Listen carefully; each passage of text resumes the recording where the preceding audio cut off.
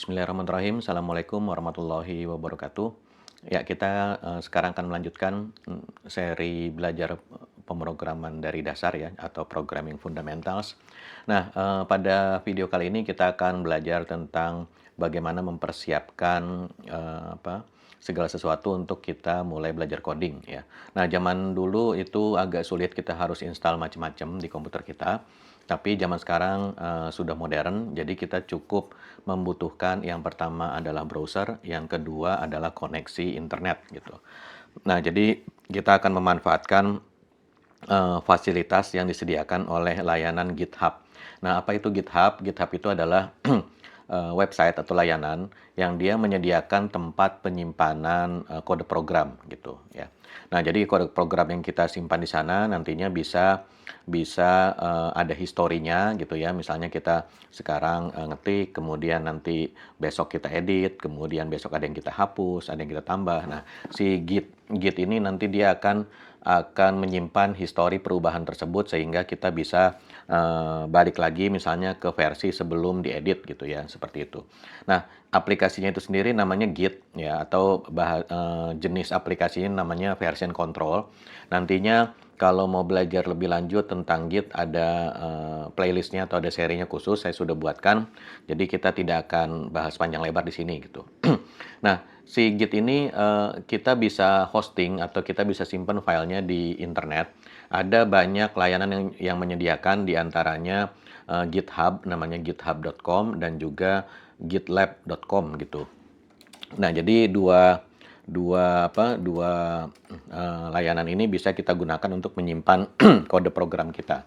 Dan dua-duanya gratis, kemudian dua-duanya juga bisa bisa kita manfaatkan sebanyak mungkin karena dia tidak ada limitasinya gitu.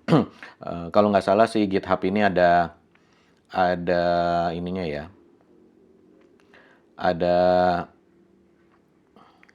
kalau nggak salah GitHub ini ada batasannya bahwa dia untuk penyimpanan kode program yang bersifat private atau tidak bisa dilihat orang banyak, maka itu dibatasi kolaboratornya. Jadi yang bisa ikutan hanya beberapa saja. Jadi kalau misalnya kita mau banyak yang ikut serta mengerjakan satu project, maka kita harus bayar.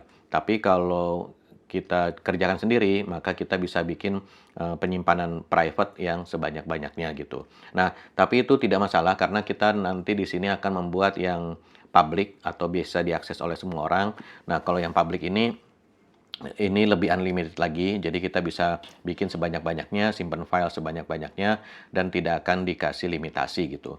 Nah, kenapa kita pakai GitHub? Karena GitHub ini dia populer ya, jadi menjadi standar orang-orang untuk menyimpan source code, sehingga nantinya kalau kita punya banyak kode program di sana, kita bisa tunjukkan ke orang lain. Jadi kalau nanti kita mau cari kerja gitu ya, atau mau mengajukan project, maka kita bisa ajukan isi GitHub kita sebagai portofolio kita, apa yang pernah kita buat, dan dari situ nanti akan terlihat kemampuan kita sampai sejauh mana gitu ya. Jadi kalau di programming itu cari kerjanya ya kita modalnya adalah repository GitHub gitu.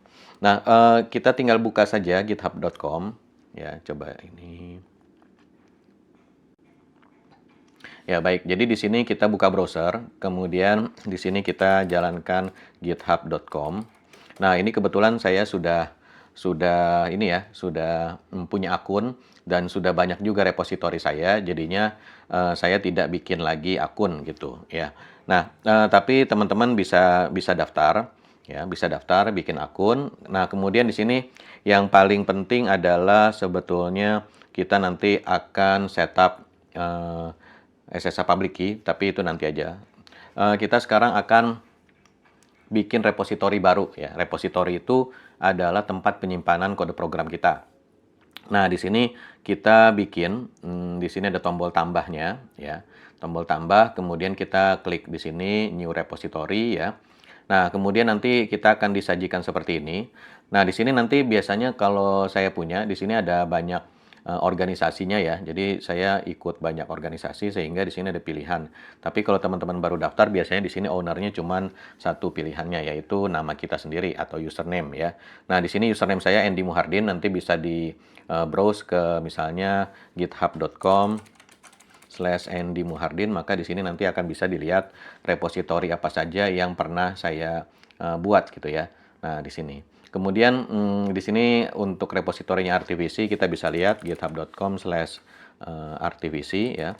Nah, di sini bisa dilihat project-project yang dia public ya, yang public bisa dilihat misalnya di sini ada aplikasi akunting, kemudian nanti ada HSM simulator ya. Kemudian ada banyak program-program lain yang atau aplikasi lain yang saya open di sini gitu ya. Nah, kemudian untuk repositorinya Taskia ada dua ya. Yang pertama itu github.com/id-tazkia. Nah, ini adalah banyak aplikasi-aplikasinya Taskia yang kita open source ya, diantaranya aplikasi akademik, kemudian website Steamik ini baru di dalamnya ada front end kita bikin pakai Astro, kemudian ada back end kita bikin dengan menggunakan Golang ya. Kemudian aplikasi LPPM ini baru kita akan bikin aplikasinya menggunakan Golang juga di sini. Kalau Taskia ada satu lagi yang lebih ramai sebetulnya ada di GitLab, gitlab.com. Kemudian Taskia CID. Nah, di sini repositorinya lebih banyak lagi karena di sini yang utama yang kita gunakan ya. Tapi belakangan ini kita mulai banyak pindah ke GitHub ya. Jadi intinya adalah kita bisa daftar di dua-duanya. Cuma yang lebih populer adalah GitHub. Jadi saya rekomendasinya teman-teman bikin GitHub aja karena ada satu fitur lagi yang nantinya akan kita gunakan. Oke, kita balik lagi ke sini. Kita masuk ke new repository. Kemudian kita bikin nama repository, namanya misalnya di sini kita bikin aja sesuai judul serinya di YouTube ya, yaitu seri Programming Fundamental ya. Nah, seperti ini ya. Jadi kita menggunakan kita menggunakan huruf kecil semua, kemudian antar kata kita pisahkan dengan dash atau dengan dengan strip ya gitu. Nah, kemudian description-nya ini nggak dikosongin juga nggak apa-apa. Kemudian visibility-nya kita buat public saja supaya semua orang bisa lihat ya. Dan kemudian di sini ada readme. Readme ini mau dibikin boleh, mau enggak juga nggak apa-apa. Kita bikin aja nggak apa-apa. Kemudian di sini ada git ignore. Git ignore ini adalah file-file yang kita tidak simpan ke repository. Nah, ini nanti aja. Jadi sementara nggak usah dulu. Kemudian lisensinya, lisensi ini bagaimana kita mau melisensikan kode program kita yang ada di repository ini. Nah, karena ini bukan sesuatu yang penting, cuma untuk kebutuhan belajar, kita set aja di sini MIT license ya. Artinya mau pakai ya pakai, silahkan. Mau kopas silahkan gitu ya. Kemudian kalau mau disebarluaskan atau di-download, dikirim ke orang lain, di-share itu juga silahkan gitu. Jadi kita pakainya MIT license aja. Nah, kemudian di sini kita create repository. Nanti dia akan menyediakan atau membuatkan satu tempat di sini ya. Nah, karena tadi kita centang readme, maka di sini ada readme-nya. Kemudian di sini ada lisensi. Ini lisensinya. Kalau kita klik di sini, isinya adalah ya seperti ini. Nah, ini lisensinya MIT license dan seterusnya gitu ya. Nah, sekarang kita back lagi ya. Nah, di sini ada sebetulnya biasanya kalau saya dari sini saya akan download ke laptop saya, kemudian nanti saya akan coding atau edit menggunakan aplikasi editor yang jalannya di komputer saya. Biasanya saya pakai yang gratis dan sejuta umat semua orang pakai, yaitu VS Code ya. Nah, Visual Studio Code. Ini editor gratisan, open source ya. Jadi nanti ini bisa di-download dan bisa diinstal di lokal ya.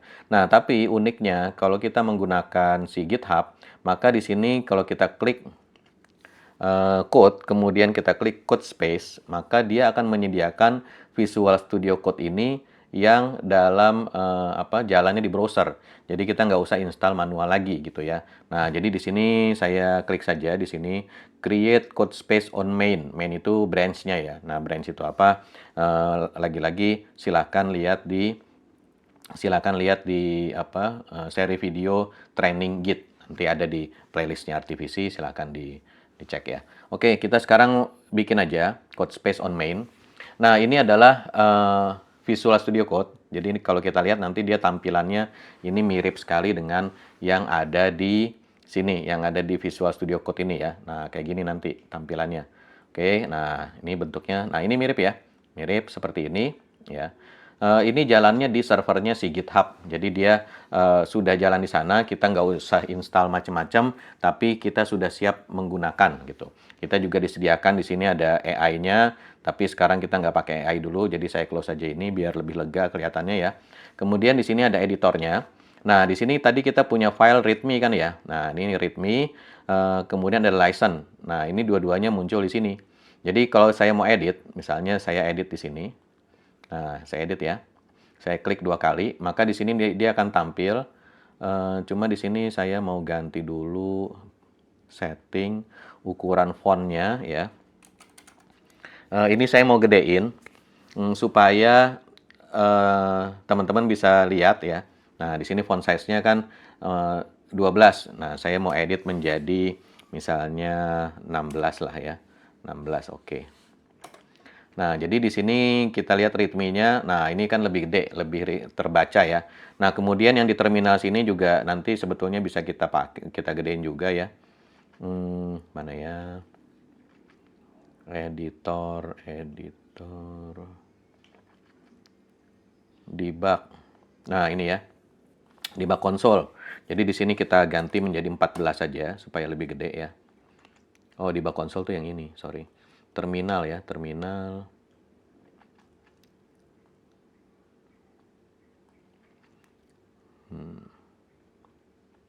SCM. Nah, ini terminal font size. Nah, ini kita ganti menjadi 14. Nah, ini kan lebih gede ya, seperti ini. Ini. Nah, oke. Nah, jadi di sini ada fontnya lebih gede supaya teman-teman bisa lihat dengan lebih jelas apa yang saya ketik ya. Oke, ini kita close dulu. Nah, ini adalah readme-nya. Readme ini yang tampil di sini. Nah, di sini saya ganti aja, saya edit ya. Misalnya di sini adalah contoh kode program untuk seri video programming fundamental. Oke, nah kemudian kita bisa ini ya, misalnya atau di sini kita gini aja. Kemudian materi kita adalah yang pertama setup GitHub ya, setup akun GitHub. Kemudian setelah itu di bawahnya kita kasih angka 1 aja. Nah, kemudian di sini kita bilang apa? Yang pertama adalah membuat atau persiapan coding ya. Persiapan coding. Membuat akun GitHub, kemudian kita buat repository. Kemudian yang ketiga buka code space. Nah, gini ya. Oke. Nah, kemudian yang berikutnya setelah kita buka code space, kita yang sekarang kita lakukan edit file. Kemudian simpan file. Kemudian kita melakukan ini commit ya. Commit ke repository supaya di sini kan walaupun kita udah nge-save ya, ini kan udah kita save, tapi di sini walaupun kita refresh ini readme MD-nya, maka di sini dia belum masuk datanya ya. Jadi supaya dia masuk kita harus commit namanya ya. Commit itu ya nanti bisa kita lihat ya tutorialnya di playlist Git. Nah, intinya adalah ini kita save kemudian kita upload ke sini. Karena dia walaupun jalannya sama-sama di web tapi ini dua tempat yang berbeda. Jadi si code space ini ya di editor kita kerjanya di sini. Nanti setelah di sini kita ketik kode programnya, kita tes, kita jalanin, baru nanti setelah udah oke semua kita upload ke sini ke repositori utamanya supaya nanti orang lain bisa bisa pakai versi yang terbaru. Tapi selama belum kita upload, maka dia tidak otomatis terupload gitu ya. Nah, jadi seperti itu.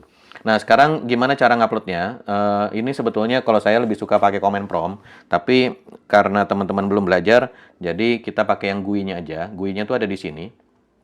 Nah, ini ya. Di sini dia akan menunjukkan bahwa ada file yang berubah yaitu readme.md ya. Readme.md ini jadi nantinya sepanjang kita coding itu kalau aplikasinya sudah besar ya, kita nanti satu fitur itu biasanya terdiri dari banyak banyak file yang diedit gitu ya. Nah, jadi di sini nanti akan ada banyak sekali file ya, ada banyak sekali file yang berubah. Kalau nggak berubah dia nggak tulis. Contohnya misalnya di sini kita punya file kan license tadi ya. License ini karena tidak berubah nih, tidak kita edit. Di sini kan ada 21 baris ya. Nih. Maka di sini kalau kita buka, di sini juga harusnya dia ada 21 baris nih. Nih, ya. Tapi ini tidak kita edit, maka di sini dia tidak terdeteksi bahwa file ini berubah, ya. Tapi kalau misalnya kita ganti, misalnya ini ada 22 ya, ada baris kosong. Ini kalau saya edit, saya backspace aja gini. Nah, maka nanti dia akan nih otomatis dia muncul di sini karena dia terdeteksi sebagai berubah gitu. Tapi kalau saya undo lagi, nih ya, misalnya kita undo, Ctrl Z gitu ya, nggak jadi, maka di sini nanti dia hilang. Tuh ya. Nah, jadi di sini dia hanya mencantumkan apa saja yang berubah. Nah, yang berubah ini kita bisa tambahkan, misalnya ini istilahnya di staging. Staging itu artinya misalnya kita ada 10 file yang berubah tapi kita mau simpan misalnya cuma 5 aja. 5 yang lain karena masih error kita belum belum mau simpan gitu ya. Nah, jadi yang kita staging cuma yang mau kita upload aja. Nah, ini kita stage ya. Kita stage, nanti di sini ada dua tempat nih. Ini coba saya edit lagi lah ya. Nih, gitu. Nah, jadi di sini ada license yang dia berubah tapi tidak saya staging. Nah, sedangkan readme ini karena dia berubah maka saya staging. Nah, setelah kita staging maka kita bisa commit, istilahnya commit itu ya kita simpan di lokal sini ya. Kita simpan. Ini beda sama save ya. Kalau save itu kan filenya berubah di save, tapi kalau ini dia punya database lokal untuk mencatat histori perubahan. Nah, nanti setelah kita kita simpan di lokal baru kita upload ke si github.com-nya ini ya. Nah, sekarang kita update dulu ya. Di sini ini materi saya hilangin aja lah ya. Nah, ini kalau kita ubah juga dia jadi ada dua lagi nih. Ada perubahan yang barusan kita udah staging mau kita simpan, ada juga perubahan yang baru. Nah, jadi ini kita stage juga aja biar semuanya di ini ya. Nah, oke, kita sudah siap ini, kita mau simpan ke sana, maka kita kasih komentar di sini ya. Hmm, di sini kita edit readme ya, tapi jangan ditulis edit readme karena ya pasti nanti akan kelihatan berubah gitu ya. Jadi tidak meaningful gitu ya. Jadi di sini kita tulis bahwa apa sih yang kita berubah gitu ya. Kita tulis di sini apa ya? Persiapan untuk belajar coding gitu ya. Nah, gitu. Nah, di sini kita commit ya, kita commit. Nah, tapi begitu dia commit di sini kalau dilihat di bawah, di sini sudah berubah nih. Jadi ada history baru. Jadi ada posisi awal, ada posisi yang sudah kita simpan barusan nih ya. Nah, tapi kalau kita refresh di sini, ini belum terupdate ya. Nih kalau kita buka lagi yang readme-nya tadi, ini masih seperti tadi nih ya, masih satu baris seri programming fundamental. Nah, supaya dia masuk ke sana, maka di sini kita more action mana ya? Atau di sini sebentar. Refresh. Nah, kita push ya, kita push. Nah, kalau kita push, maka di sini nanti akan nah, di sini ada centang yes. Nah, nanti begitu kita ini sudah tercentang, maka di sini kita refresh. Nah, datanya udah masuk sini ya. Jadi kita harus commit dan kemudian kita push. Nah, gimana kok ini 2 kali langkah ya, jadi agak meribetkan. 3 malah ya, kita staging dulu, setelah kita staging kita commit, setelah commit kita push. Jadi ada 3 langkah. Ini agak ribet ya. Nah, jadi di sini kita bisa langsung aja, misalnya di sini saya edit lagi, habis commit ke repository, kemudian kita push agar tersimpan di repository github.com gitu ya. Nah, jadi di sini kalau kita ini ya, kita mau sekalian, maka di sini changes-nya kita add ya, staging. Kemudian di sini kita ketik langsung, ininya ya, keterangan apa atau push ke github.com. Nah, ini di sini ada pilihannya. Kita langsung aja commit and push ya, commit and push. Nah, begitu di commit and push, maka nanti dia akan langsung masuk ke sini. Ini kan terakhir commit repository ya. Kalau kita refresh, maka dia di sini akan tampil di sini. Nah, seperti itu. Oke. Nah, jadi ini adalah cara membuat repository ya. Kemudian kita sudah menjalankan code space. Nah, berikutnya apa ya? Nah, sekarang kita akan ngetes apakah apakah si code space kita tadi ini, editor kita ini ya, apakah dia sudah siap untuk coding coding Python ya, Python, Java dan JavaScript. Oh ya, ini sebelum ini saya ajarin undo dulu. Jadi ini tadi kan kita sudah edit ya. Misalnya kita nggak mau ngedit, ini di sini ada icon undo-nya, discard changes. Ini kalau saya klik di sini, apakah kamu yakin mau menghapus perubahannya? Ya, kita hapus. Nah, di sini dia jadi 22 baris lagi ya. Jadi di sini tidak ada yang ini. Nah, sekarang kita mau coba ya. Nah, di sini kita bisa drag ini. Ini saya tutup dulu ya. Saya klik di sini supaya dia tidak sempit ya. Nah, sekarang saya gedein aja. Oke. Ini, nah di sini saya mau lihat apakah sudah ready untuk kita coding atau belum ya. Nah, sekarang kita akan coba Python dulu ya. Jadi Python min version. Jadi kita mau lihat ngecek versinya si Python di sini versi berapa. Kita enter. Nah, ternyata sudah terinstall versi 3.12.1. Nah, coba kita bandingkan sama Python ya. Python installation. Nah, download Python. Nah, kita lihat di sini. Di sini dia bilang Python 3.14.2. Sedangkan yang kita pakai di sini 3.12.1. Oke lah, sama-sama versi 3, nggak terlalu masalah, no problem. Ya, jadi tidak perlu dipusingkan. Jadi walaupun dia tidak terbaru, tapi yang penting udah Python 3, jadi no problem. Nah, sekarang kita coba lagi, tadi kita mau coding Node.js. Nah, mau coding JavaScript. JavaScript itu dia ininya menggunakan Node.js. Jadi kita cek node min version. Enter. Apakah sudah terinstall? Nah, sudah terinstall versi 24.11.1. Kita cek lagi. Di sini dia paling barunya berapa ya. Node.js download atau install boleh. Oke, nah kita lihat di sini download Node.js ya. Kemudian kita lihat di sini. Nah, versinya di sini ada dua nih, ya. Ada yang current itu versi terbaru, dan ada versi LTS. LTS ini adalah singkatan dari long term support. Jadi biasanya ini versi yang lebih stabil gitu ya. Nah, LTS-nya itu 24.13. Sedangkan kalau yang terbarunya versi 25. Jadi ada versi 25, ada versi 24. Nah, 24-nya itu 24.13. Sedangkan tadi kita lihat di sini dia 24.11, di sini 24.13. Oke, sama-sama 24 nggak apa-apa. Yang penting dia versinya sama. Walaupun di yang terbaru 13, yang di GitHub tadi adalah 24, ya nggak apa-apa.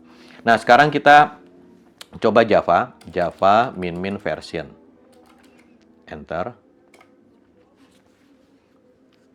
Nah, OpenJDK 25. Oke, kita lihat di sini. Java install. Nah, download Java. Kemudian kita lihat di sini versi mana ya?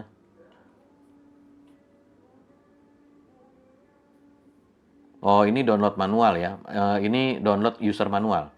Nah, kalau yang Java-nya, nah ini Java download ya. Java 24, 21 dan versi-versi yang lebih lama. Nah, di sini Java 25 adalah LTS yang terbaru. Nah, berarti LTS tadi long term support ini yang paling stabil. Yang terbaru itu versi 25. Cuman kan Java ini karena banyak dipakai di enterprise atau di perusahaan-perusahaan besar, biasanya perusahaan itu dia agak enggan upgrade ya, karena begitu di-upgrade nanti aplikasinya udah banyak, itu nanti jadi harus dicekin semua, minimal diperiksa gitu ya. Dan kalau ada yang perlu di-update ya dia harus update gitu kan karena versi Javanya naik. Nah, ini mengeluarkan effort dan effort itu korelasinya dengan biaya. Jadi harus bayar programmer buat ngecekin, buat jadi biasanya dia agak lambat ininya, agak lambat upgrade-nya, tidak selalu upgrade yang terbaru. Nah, jadi di sini biasanya ada dua versi yang masih aktif. Di sini ada versi 25 dan ada versi 21. Tapi anyway karena kita belajar dan karena kita bikin kode program baru, nggak harus mikirin yang sudah terinstall di sebelumnya, yang sudah running sebelumnya, maka kita langsung aja pakai yang terbaru yaitu versi 25 ya. Nah, jadi di sini kita pakai versi 25 dan kita lihat di sini kita lihat di apa tadi? Nah, di sini udah versi 25 nih. 25.01. Jadi aman. Oke. Nah, jadi di sini kita sudah terinstall semuanya, kita tinggal pakai aja. Dan kemudian di sini mungkin kita kalau mau penasaran, kita coba lagi go min version, kita cek si Golang terinstall di sini versi berapa ya. Oh, kalau go bukan pakai min, tapi dia langsung go version. Nah, di sini versinya 1.25, ini juga baru nih. Kemudian kalau kita mau PHP min version, PHP-nya versi 8.3, ini juga baru ya. Jadi artinya kita mau coding apapun di sini sudah tersedia gitu ya. Nah, jadi ini adalah persenjataan coding kita ada di sini sehingga kita bisa langsung coding gitu ya.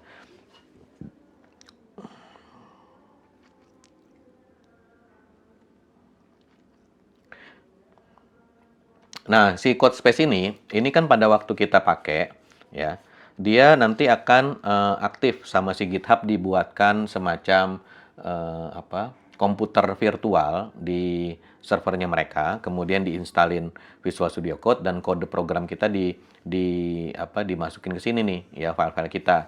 Nah, ini tentunya memakan memori dan juga memakan space hard disk, makan memori, makan resource lah intinya ya. Jadi kalau kita sudah tidak pakai lagi, maka di sini kita bisa close ya, bisa kita close si code space-nya. Saya agak lupa di mana tempatnya ya. Nah ini, stop current code space ya. Nah di sini kita bisa stop. Jadi kalau kita stop, maka dia nanti akan dihapus ya. Nah, jadi kalau kita mau stop, pastikan dulu bahwa semua perubahan kita sudah di-push ke repository. Oke, nah selanjutnya setelah ini udah jadi ya, tadi ini sudah di-close ya. Nah, ini kita bisa tutup aja code space-nya dan kita bisa balik lagi ke sini ya. Kemudian kita jalankan lagi nih code space ya. Your code space ini in the cloud ya. Kemudian dia bilang tadi kita punya expert memory. Expert memory itu sekedar namanya aja ya. Dia randomly generated ya. Jadi dia bikin suka-suka dia aja namanya dan ini namanya tidak terlalu signifikan. Jadi tidak terlalu ada pengaruhnya. Jadi biarin aja gitu ya. Nah, sekarang kita tadi kan sudah kita tutup ya. Nah, kalau kita mau coding lagi, kita bisa klik lagi di sini. Nah, maka nanti dia akan buka lagi nih, ya. Nah, dia setting up lagi, nanti dia akan buka. Kemudian kita tinggal coding aja, ya. Nah, dia starting ya, kita tunggu dulu, connecting. Tunggu dulu ya. Nah, begitu sudah selesai loadingnya, nih activating extension, kita tungguin aja sebentar ya. Nah, udah selesai, maka di sini kita masih ya. Oke. Nah, ini biarin dia setup dulu. Agak lama ya loadingnya, karena dia semacam kayak diinstal ulang gitu ya.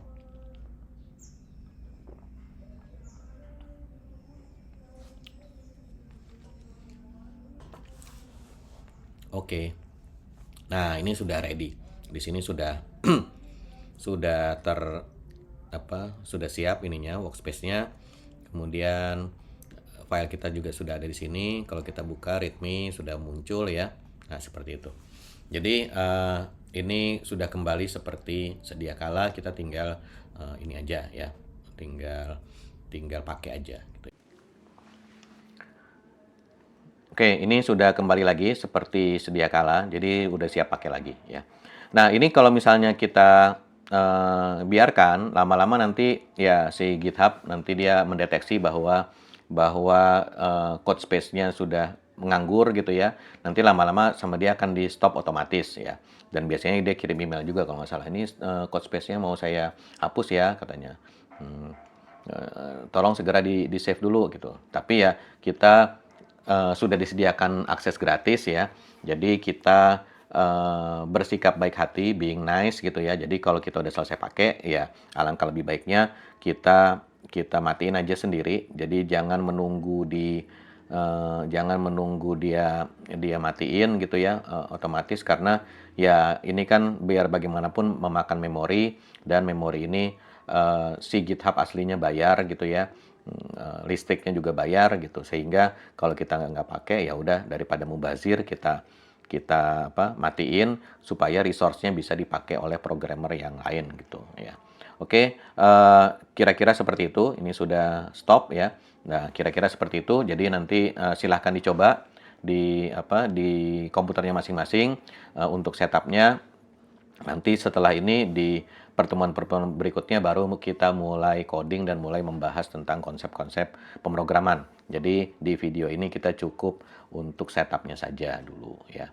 Jadi ini sudah sangat mudah ya, karena zaman dulu itu ya kita harus download, install, nanti ada yang disetting lagi di lokal. Nah, sekarang ini sudah tinggal buka browser, bikin akun, kemudian bikin repository. Setelah itu sudah disediain code space, kita tinggal aktifkan code space-nya dan langsung bisa ngetik di sana. Oke, mudah-mudahan bermanfaat, dan kalau misalnya nanti mengalami kesulitan atau mengalami error atau apa, nggak bisa, silahkan nanti ditulis di kolom komentar masalahnya apa, nanti kita jawab di video selanjutnya. Terima kasih sudah menonton. Sampai ketemu di video selanjutnya. Assalamualaikum warahmatullahi wabarakatuh.